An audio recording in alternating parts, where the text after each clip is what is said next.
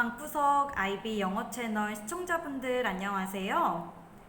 오늘은 제가 단편 소설집을 통해서 비교문학 에세이를 연습하는 것과 또 여러 국제학교에서 의무적으로 배우는 아프리칸 문학 작품에 대해서 소개를 하려고 해요. 오늘 소개해드릴 작품은 나이지리아 출신의 여성 소설가 치아만다 응고지 아디지에의 원제는 Thing Around Your Neck, 숨통이라는 작품입니다. 국내에서는 숨통이라는 제목으로 민음사에서 번역이 되었고요. 이렇게 작가의 모습입니다. 이 소설의 경우는 아프리칸 문학 작품이기도 하면서 또 이민자 사회에서 여성의 정체성과 페미니즘 문제를 함께 담고 있기 때문에 최근 IB 영어 영문학 과정에서 좋아하는 주제들을 모두 담고 있다고 할 수 있는데요. 또한 다른 아프리칸 문학 작품으로 유명한 작가들과의 다른 점은 이 치아만다 응고지 아디치의 경우는 굉장히 소설을 현대소설로 감각적으로 그렇게 주인공들을 설정하고 쉽게 읽힐 수 있게 썼기 때문에 12편의 단편소설 하나하나가 다 흡입력이 있고 짧으면서도 그 임팩트를 주는 그런 스타일의 작품을 쓰는 작가예요. 그래서 이런 영문학 소설을 처음 접하는 학생들이나 아프리칸 문학, 이민자 사회의 정체성 문제나 페미니즘 작품을 처음 접하는 학생들도 어렵지 않게 이 12편의 스토리 중에서 한 편씩 작품을 읽어가고 그 중에 내가 비슷한 주제라든지 키워드와 상징을 정해서 또는 나에게 가장 재미있고 인상 깊었던 작품을 2작품씩 골라서 비교문학 에세이를 쓰는 연습을 해보는 것도 좋습니다. 먼저 소설의 제목인 The Thing Around Your Neck에 대해서 생각해 볼까요?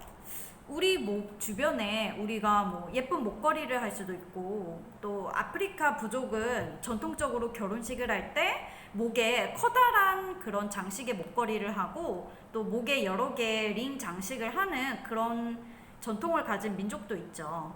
또는 그것이 잔인한 의미로 어떤 교수형을 의미할 수도 있고 우리가 너무 힘들 때 그럴 때 목이 조여온다, 숨이 조여온다 이런 상징적인 표현이 될 수도 있고요.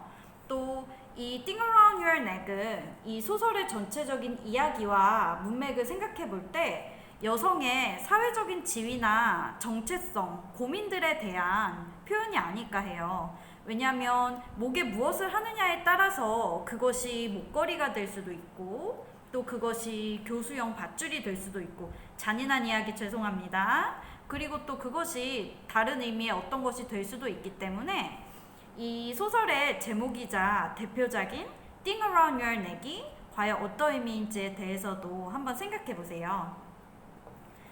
소설 속의 12편 이야기가 모두 여성 주인공 화자로 시작되는 것은 아닙니다.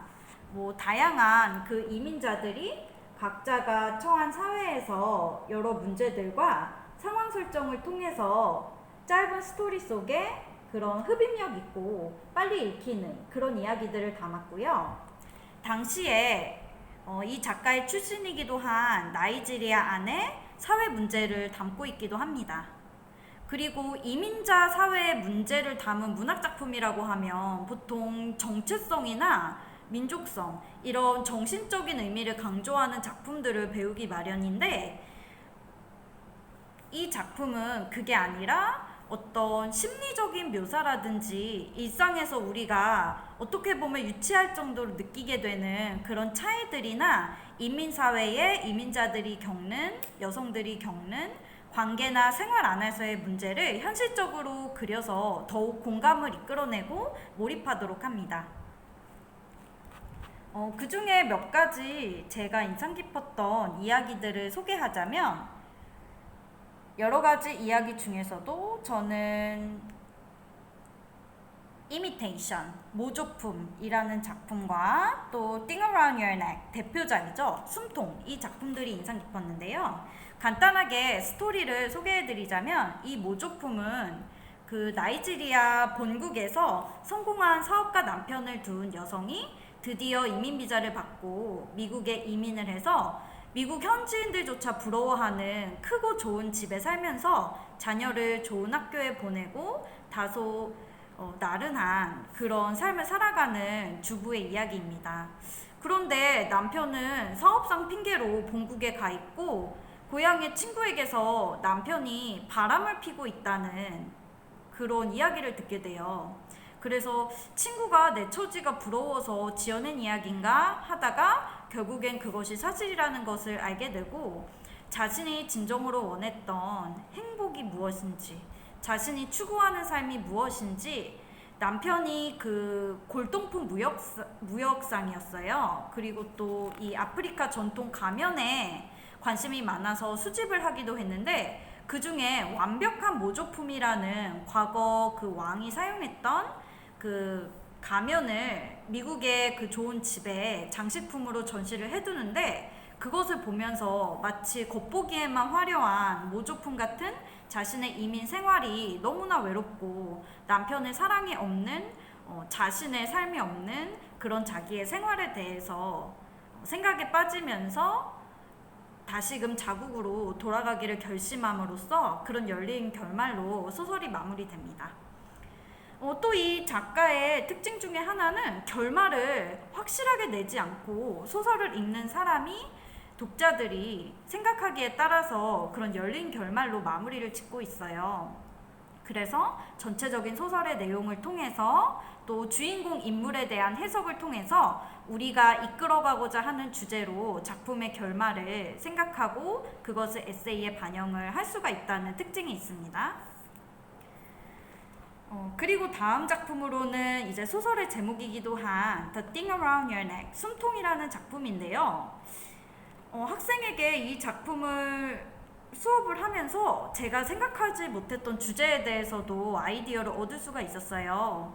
저는 아무래도 IB 영어 강사 입장이다 보니까 학생들에게 뭐 정체성이라든지 역사적인 배경이나 정신적인 주제를 강조하는 편인데 비판적인 시각과 사회적인 문제 부분을 많이 이제 포인트를 잡아주는데 이 학생이 이민자 여성의 그런 사랑에 대해서 에세이를 쓰고 싶다고 하는 거예요. 그래서 당연히 이민자들이 겪는 현실적인 문제나 차별, 정신적인 고통도 있겠지만 또 이민 사회에서 거기서 연애나 사랑, 결혼 하기도 하고 가정을 이루기도 하기 때문에 그 사랑 문제, 뭐 현지인과 사랑을 하든 같은 국가 출신의 이민자들끼리 또 연애를 하든 그런 문제에 대해서는 제가 생각을 못했었는데 학생 덕에 또 그런 생각을 해볼 수 있었고 이 작품의 경우는 그 아메리칸 드림을 꿈꾸면서 어렵게 돈을 모아서 그 미국 시민권을 얻고 이주를 한 20대 여성의 이야기예요. 나이지리아 출신의 이 여성은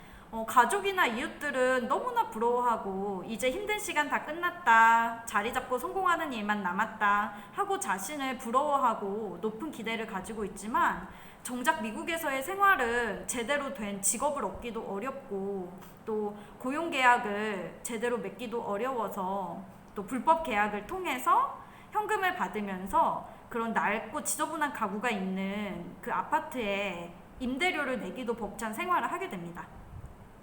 그러다가 그 아르바이트하는 식당에 자주 오는 현지인 손님과 연인 관계로 발전을 하게 되는데 이 남자친구의 경우는 여성학 교수인 어머니와 중산층 그 부모님을 둔 가정에서 자란 사람으로 이 여자친구를 많이 좋아하고 뭐 아프리카나 또 아시아 문화에 관심도 많고 또 어려운 사람들의 삶을 여행을 통해서 간접 경험한 적은 있었지만 진짜로 이 여자친구가 왜 힘들어하고 어떤 문제로 괴로워하는지를 완벽하게 공감은 하지는 못해요.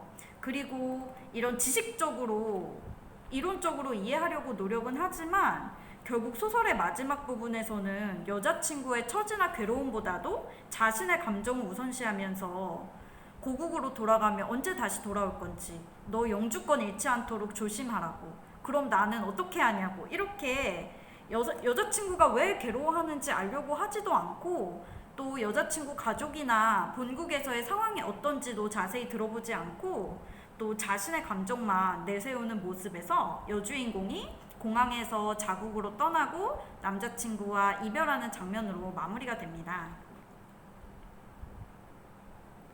이 소설에서는 또 사소한 오해가 누군가에게 큰 상처가 될 수 있다는 것, 그리고 아프리카 사회와 미국 사회의 대조적인 모습과 또 주인공은 한편으로는 동정과 도움을 받고 싶지만 받기 싫은 그런 이중적인 마음과 자신의 현실과의 괴리, 이런 것들이 등장을 해요. 그 남자친구의 어떤 가족들의 처지와 본국의 자신의 가족들의 처지가 너무나 비교돼서 남자친구랑 같이 있으면서도 그 연인 관계나 감정에 집중하지 못하고 계속해서 속으로 자신과 남자친구의 처지를 비교하는 주인공의 내적인 갈등과 심리 묘사가 잘 되어 있는 작품입니다.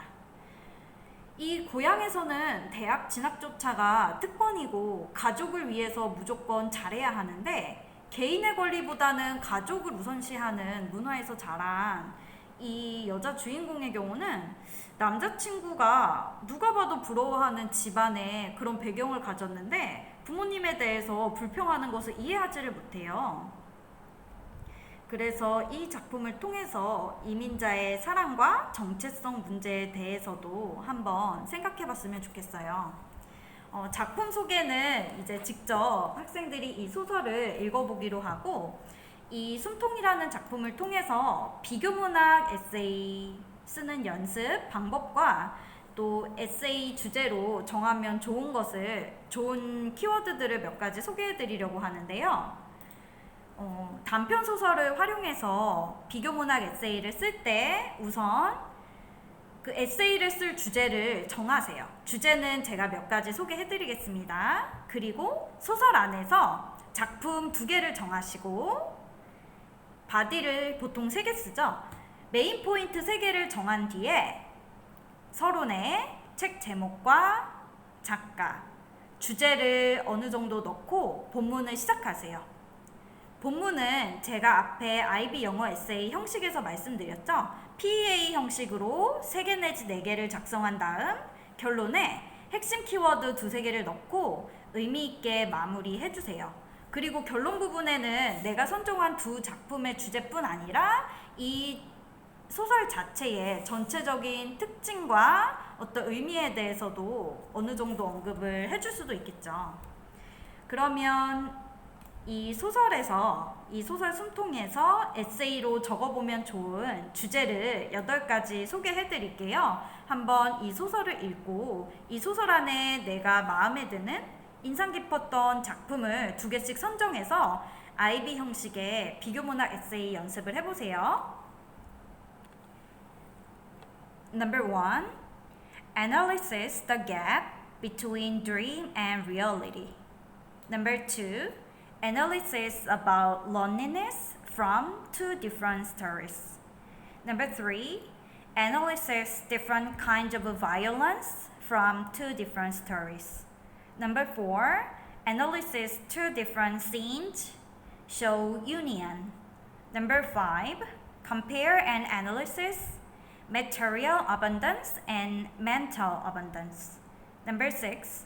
Compare and analysis personal life and social roles. Number 7. Analysis and describe love of immigrant women. Number 8. Analysis the theme of death from 2 different stories.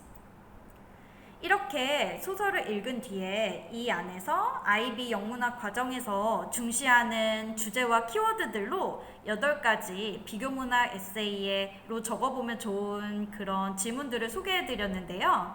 한번 이 소설을 읽어보고 비교문학 에세이 연습을 시작해 보시고 꼭 이 소설이 아니더라도 단편 소설집을 통해서 IB 영문학 형식의 비교문학 에세이를 적는 연습을 해본다면 IB 영어 과정이나 비교문학 에세이도 어렵지 않게 시작해 볼 수 있으실 거예요.